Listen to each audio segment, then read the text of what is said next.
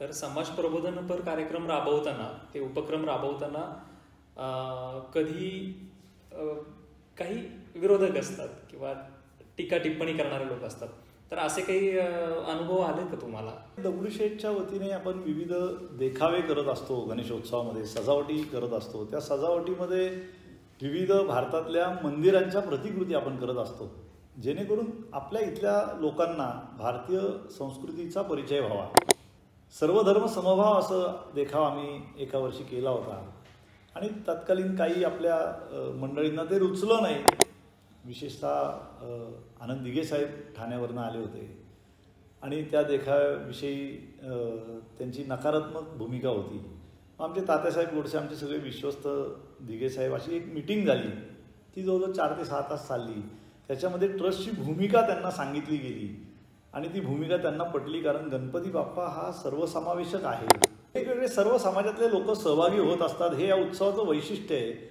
त्यामुळे हा उत्सवाच्या त्या सजावटीमागची संकल्पना ही सर्वसमावेशक असल्यामुळे ती दिघे साहेबांना पटवून देण्यात आमच्या लोकांना यश आलं आणि त्याचा परिणाम असा आला की दिघे साहेब जोपर्यंत होते शेवटपर्यंत दगडूशेठच्या गणेशोत्सवात बाप्पांच्या दर्शनाला यायचे आणि नुसतं दर्शन नाही घ्यायचे, तर नवरात्रामध्ये त्यांचा जो नवरात्र उत्सव असायचा देवीला, दगडूशेठचं डेकोरेशन जसं आहे तसं त्या नवरात्र उत्सवाला ते न्यायचे.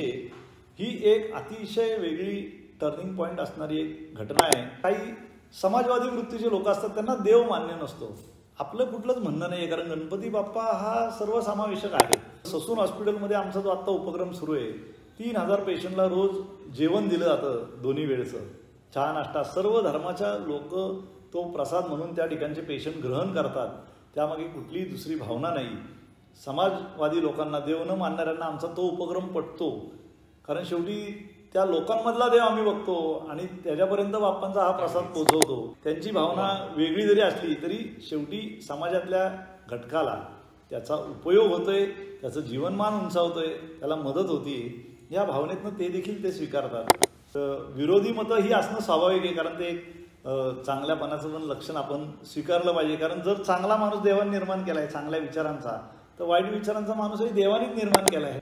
कुठेतरी विरोध झाला तर आपल्याला चांगल्या गोष्टी करण्यासाठी आणखी प्रोत्साहन मिळतं. अगदी बरोबर.